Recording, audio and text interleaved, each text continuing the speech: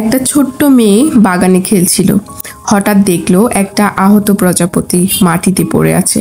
সবাই চলে গেলেও মেয়েটা ওটাকে আলতো করে হাতে তুলে নিল।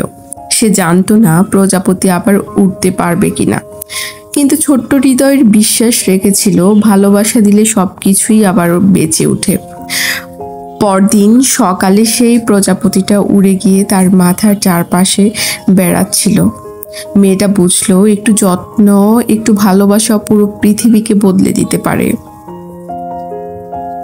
একদিন একটা ছোট্ট ছেলে প্রতিদিন স্কুল থেকে ফিরে মায়ের কাছে একটা প্রশ্ন করত, মা, তুমি এত ক্লান্ত থেকেও আমার জন্য রান্না করো কেন? মা হেসে উত্তর দিল, তুমি খুশি থাকলেই আমার ক্লান্তি দূর হয়ে যায়। একদিন ছেলেটা সিদ্ধান্ত নিল মাকে একটা উপহার দিবে। সে স্কুল থেকে ফেরার পথে ফুল কিনতে চেয়েছিল, কিন্তু পকেটে কোনো টাকা ছিল না। তাই সে নিজের খাতায় আঁকিবুকি করে একটা ছোট্ট চিঠি লিখল, মা, আমি যদি একদিন অনেক বড় হই তোমাকে রান্না করতে দেব না, আমি তোমার জন্য রান্না করব। মা চিঠিটা পড়ে চুপচাপ চোখের পানি মুছল, কিছুই বলল না, শুধু ছেলেটাকে জড়িয়ে ধরলো। কয়েক বছর পর ছেলেটা সত্যিই বড় হলো।